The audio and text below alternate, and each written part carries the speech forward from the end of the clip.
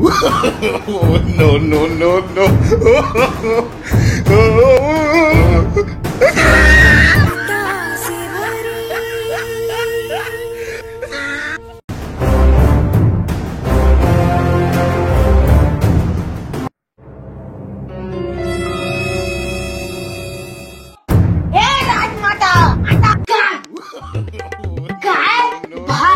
भरवा रोगा दिखाई दे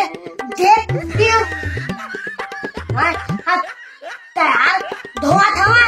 ज्यादा बात करबे ना हाथी के आगे में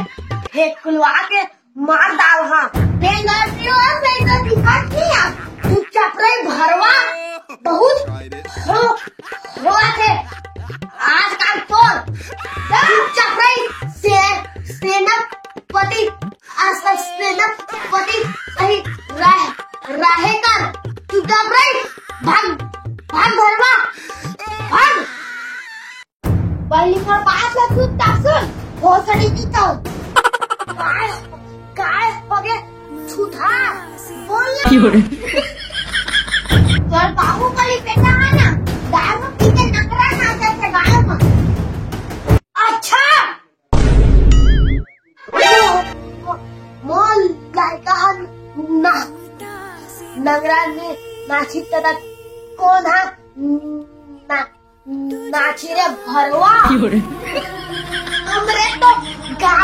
गाँव रे ओई तो नगरा राजा बनी रे भरवा का पागल हो गया का पागल हो रहा ओई नगरा का उनके राजा बनावे ओकरे पड़िया रोने करो कुकुला राजा बनावे। चुप रे भरवा बात का तोला शर्म नहीं आते वे भरवा रोगा मैं तो पैदा हूँ हमें नंगरा नीचे देखा तो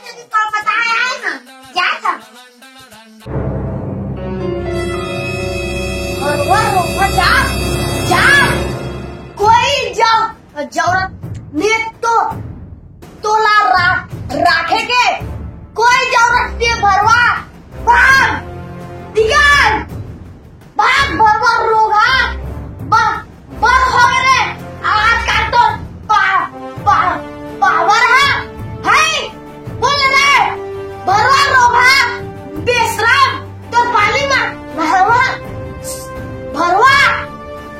भाग मारी हो महाना राज माता हमारे कटप्पा वीडियो पसंद आए तो लाइक सब्सक्राइब और शेयर और घंटा जरूर